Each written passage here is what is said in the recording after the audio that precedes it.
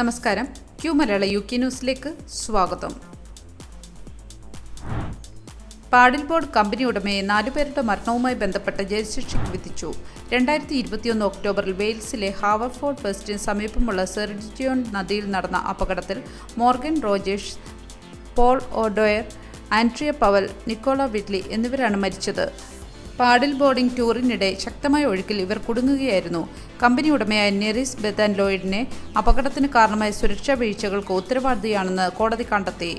Tour സംഘടിപ്പിക്കുന്നതിന് മുൻപ് ഉചിതമായ risk assessment നടത്താതിരുന്നതും പങ്കെടുക്കുന്നവർക്ക് ആവശ്യമായ സുരക്ഷാ ഉപകരണങ്ങളോ പരിശീലനമോ നൽകാതിരുന്നതും കോടതി ചൂണ്ടിക്കാട്ടി. ഈ അനാസ്ഥ മനഃപൂർവ്വമല്ലെങ്കിലും ഗുരുതരമായ അപകടത്തിന് കാരണമായെന്ന് വിധിന്യായത്തിൽ പറഞ്ഞു. ലോയിഡിന് മനഃപൂർവ്വമല്ലാത്ത നരഹത്യാ കുറ്റത്തിന് 10 വർഷവും 6 മാസവും തടവ് ശിക്ഷ വിധിച്ചു. കൂടാതെ സുരക്ഷാ മാനദണ്ഡങ്ങൾ പാലിക്കാത്തതിന് കമ്പനിക്ക് പിഴയും ചുമത്തി. വ്യാപാര കരാറിനായി UK-US കാർ താരിഫ് കുറയ്ക്കാൻ സാധ്യതയുണ്ട്. ട്രംപ് ഭരണകൂടവുമായി ഒരു വ്യാപാര കരാറിൽ ഏർപ്പെടാൻ ശ്രമിക്കുന്നതിനിടെ UKക്ക് US കാർ ഇറക്കുമതിയുടെ തീരുവ കുറയ്ക്കാൻ കഴിയുമെന്ന് ചാൻസലർ റേച്ചൽ റീവ്സ് സൂചന നൽകി. UKയ്ക്കും US-നും ഇടയിലുള്ള താരിഫ്, നോൺ താരിഫ് കുറയ്ക്കുന്നത് കാണാൻ താൻ ആഗ്രഹിക്കുന്നുവെന്ന് റീവ്സ് പറഞ്ഞു.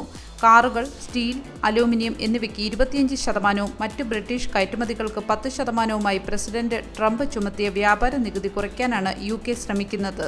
ഇതുവഴി US കാർ നിർമ്മാതാക്കൾക്ക് UK വിപണിയിൽ മത്സരക്ഷമത വർദ്ധിപ്പിക്കും. കൂടാതെ ഉപഭോക്താക്കൾക്ക് വില കുറഞ്ഞ കാറുകൾ ലഭ്യമാകും. എന്നാൽ ഈ നീക്കം UKയുടെ ആഭ്യന്തര വാഹന വ്യവസായത്തിന് വെല്ലുവിളിയാകാം. UKയിലെ കാർ നിർമ്മാതാക്കൾ ഉയർന്ന ഉൽപ്പാദന ചെലവ് നേരിടുന്നതിനാൽ തീരുവ കുറയ്ക്കൽ അവർക്ക് മത്സരം കടുപ്പിക്കും. അതേസമയം US UKയിൽ നിന്നുള്ള കാറുകൾക്ക് 2.5% തീരുവ മാത്രമാണ് ഈടാക്കുന്നത്. കരാറിന്റെ പരസ്പര പ്രയോജനം ചർച്ചയിൽ പ്രധാന വിഷയമാക്കും. ഇനി ഇന്നത്തെ ദേശീയ പത്രങ്ങളുടെ 1-ാം പേജുകളിലെ പ്രധാന വാർത്തകൾ. പേപ്പറിന്റെ 1-ാം പേജ് ചാൻസലർ റേച്ചൽ റീവ്സിന്റെ US സന്ദർശനം എടുത്തു കാണിക്കുന്നു. ട്രംപുമായി ഒരു വ്യാപാര കരാർ പിന്തുടരുന്നതിനായി ചാൻസലർ US-ലേക്കുള്ള യാത്ര, UKയിൽ നിക്ഷേപം ആകർഷിക്കാനുള്ള അവരുടെ ശ്രമങ്ങളെയാണ് പേപ്പർ പരാമർശിക്കുന്നത്. കൂടാതെ ശരത്കാല ബജറ്റിൽ നികുതി വർധനവുണ്ടാകുമെന്നും പത്രം സൂചിപ്പിക്കുന്നു. 2022 ടോപ്പ് ഗിയർ ചിത്രീകരിക്കുന്നതിനിടെ ഉണ്ടായ അപകടത്തിന്റെ അനന്തരഫലങ്ങളെക്കുറിച്ച് വിവരിക്കുന്ന ഫ്രെഡി ഫ്ലിൻട്രോവിന്റെ ചിത്രം ദി സൺ എന്ന പത്രത്തിന്റെ മുൻവശത്ത് ഉൾപ്പെടുത്തിയിരിക്കുന്നു. ഒരു ഘട്ടത്തിൽ തന്റെ മുഖം കീറിപ്പോയതായി താൻ ഭയപ്പെട്ടിരുന്നുവെന്ന് വെളിപ്പെടുത്തി. ട്രാൻസ് റൈറ്റ്സിനെ കുറിച്ചുള്ള പ്രധാനമന്ത്രിയുടെ നിലപാടാണ് ഡെയിലി എക്സ്പ്രസിന്റെ ശ്രദ്ധാകേന്ദ്രം. കൂടാതെ ബുധനാഴ്ച 7ാം പിറന്നാളോടനുബന്ധിച്ച് പുറത്തിറങ്ങിയ ഒരു ഫോട്ടോയിൽ ലൂയിസ് രാജകുമാരൻ പുഞ്ചിരിച്ചു നിൽക്കുന്നതിൽ 2 മുൻപല്ലുകൾ നഷ്ടപ്പെട്ടതായി ചിത്രീകരിച്ചിരിക്കുന്നു. നോയലിന്റെയും ലിയാമിന്റെയും തിരിച്ചുവരവ് കാണാൻ ആഗ്രഹിക്കുന്ന ഒയാസിസ് ആരാധകർ 2 മില്യൺ പൗണ്ടിലധികം ചെലവഴിച്ചതായി ഡെയിലി സ്റ്റാർ റിപ്പോർട്ട് ചെയ്യുന്നു. വ്യാജ ടിക്കറ്റുകൾ ഓൺലൈനിൽ വിൽക്കുന്ന തട്ടിപ്പുകാരെക്കുറിച്ചുള്ള ലോയിഡ്സ് ബാങ്കിന്റെ റിപ്പോർട്ട് ഇത് ഉദ്ധരിക്കുന്നു. US-യുമായി ഒരു വ്യാപാര കരാർ ഉറപ്പാക്കാനുള്ള റേച്ചൽ റീവ്സിന്റെ ശ്രമമാണ് ദി ടൈംസിന്റെ മുഖ്യ ലക്ഷ്യം. അമേരിക്കൻ കാറുകൾക്കും കാർഷിക ഉൽപ്പന്നങ്ങൾക്കുമുള്ള UK താരിഫ് കുറയ്ക്കാൻ ചാൻസലർ തയ്യാറാണെന്നും എന്നാൽ ഇറക്കുമതി മാനദണ്ഡങ്ങൾ കുറയ്ക്കാൻ സമ്മതിക്കില്ലെന്നും ഇത് സൂചിപ്പിക്കുന്നു.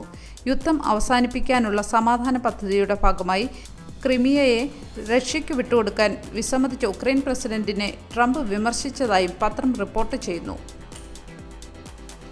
റഷ്യയും ഉക്രൈനും തമ്മിൽ സമാധാന കരാർ ഉറപ്പാക്കാനുള്ള ട്രംപിന്റെ ശ്രമങ്ങളെക്കുറിച്ച് റിപ്പോർട്ട് ചെയ്യുന്ന ഇൻഡിപെൻഡന്റിന്റെ മുൻവശത്ത് അദ്ദേഹത്തിന്റെ ചിത്രം കാണാം. ദി ഗാർഡിയന്റെ തലക്കെട്ട് ക്രീമിയ നഷ്ടപ്പെട്ടുവെന്നാണ്. ഡെയിലി മെയിലും സമാധാന കരാറിന്റെ ഭാഗമായി ക്രീമിയയെ റഷ്യയ്ക്ക് വിട്ടുകൊടുക്കാൻ വിസമ്മതിച്ചതിന് ശേഷം ഉക്രൈൻ പ്രസിഡന്റിനെതിരെ ട്രംപ് സോഷ്യൽ മീഡിയയിൽ ആക്രമണം അഴിച്ചുവിട്ടത് റിപ്പോർട്ട് ചെയ്യുന്നു. ഡെയിലി മിറർ TV അവതാരകനും മുൻ ഇംഗ്ലണ്ട് ക്രിക്കറ്റ് താരവുമായ ഫ്രെഡി ഫ്ലിൻട്രോ അനുഭവിച്ച മാനസിക ആഘാതത്തെക്കുറിച്ച് വിവരിക്കുന്നു.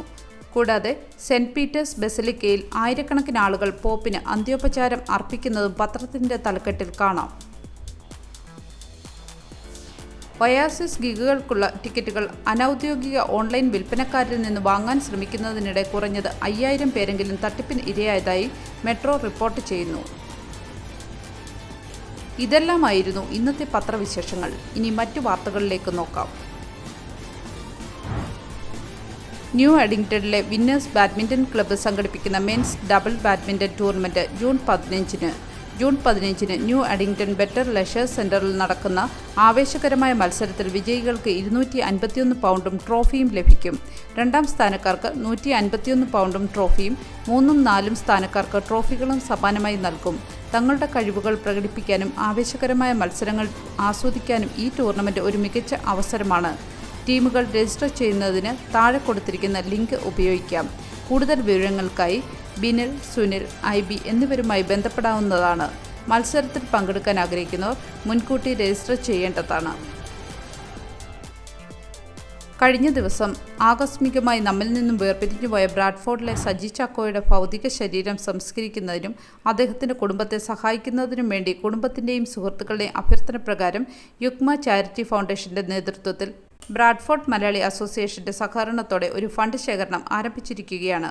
ഫണ്ട് ശേഖരണത്തിൻ്റെ ലിങ്ക് താഴെ ചേർത്തിരിക്കുന്നു. 1.5 വർഷം മുൻപ് ഏറെ പ്രതീക്ഷകളോടും സ്വപ്നങ്ങളോടും കൂടി UK-യിലെത്തിയ സജി ചാക്കോയുടെ അപ്രതീക്ഷിത വേർപാടിൽ ഹൃദയം തകർന്നിരിക്കുന്ന അദ്ദേഹത്തിൻ്റെ ഭാര്യയ്ക്കും മക്കൾക്കും കൈത്താങ്ങാകുവാൻ UK-യിലെ മുഴുവൻ സുമനസ്സുകളും മുന്നോട്ട് വരണമെന്ന് യുക്മ ജനറൽ സെക്രട്ടറി ജയകുമാർ നായർ അഭ്യർത്ഥിക്കുന്നു. പാലാ നഗരസഭാ കൗൺസിലർ സന്ധ്യയുടെ ഭർത്താവ് വിനുകുമാർ UK-യിൽ അന്തരിച്ചു. തിങ്കളാഴ്ച ലണ്ടന് സമീപം മരിച്ച നിലയിൽ കണ്ടെത്തുകയായിരുന്നു. UK-യിലെ ടോർക്കിയിൽ താമസിക്കുന്ന കൗൺസിലർ സന്ധ്യയെ ഡെവൻ ആൻഡ് കോൺവാൾ പോലീസാണ് വിവരം അറിയിച്ചത്. ഗ്രേറ്റർ ലണ്ടനിലെ വാൽത്തംസ്റ്റോയിൽ വെച്ചാണ് മരണം സംഭവിച്ചത്. മൃതദേഹം UK-യിൽ തന്നെ സംസ്കരിക്കാനുള്ള നടപടികൾ പുരോഗമിക്കുകയാണെന്ന് സന്ധ്യ പറഞ്ഞു. ഹൃദയാഘാതമാണ് മരണകാരണമെന്നാണ് പ്രാഥമിക നിഗമനം.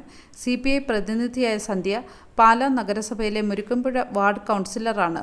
2024 ഓഗസ്റ്റിലാണ് വിനുകുമാർ ഹെൽത്ത് കെയർ അസിസ്റ്റന്റ് വിസയിൽ UK-യിലെത്തിയത്. മക്കൾ നാട്ടിലാണ്. ഏതാനും മാസങ്ങൾക്ക് മുൻപ് നഗരസഭയിൽ നടന്ന അവിശ്വാസ വോട്ടെടുപ്പിൽ പങ്കെടുക്കാൻ സന്ധ്യ UK-യിൽ നിന്നും പാലായിൽ വന്ന് മടങ്ങിപ്പോവുകയായിരുന്നു. ഒരു നല്ല ദിവസം ആശംസിച്ചുകൊണ്ട് ഈ വാർത്താ ബുള്ളറ്റിൻ പൂർണ്ണമാക്കുന്നു. എല്ലാ ദിവസവും വാർത്തകൾക്കായി ഫോളോ ചെയ്യണമെന്നും വാർത്തകളുടെ നോട്ടിഫിക്കേഷൻ ലഭിക്കാനായി ബെല്ലൈക്കൺ എനേബിൾ ചെയ്യണമെന്നും Q മലയാളം UK ന്യൂസ് ഫേസ്ബുക്കിലും ഇൻസ്റ്റാഗ്രാമിലും യൂട്യൂബിലും ഫോളോ ചെയ്യണമെന്നും അഭ്യർത്ഥിക്കുന്നു.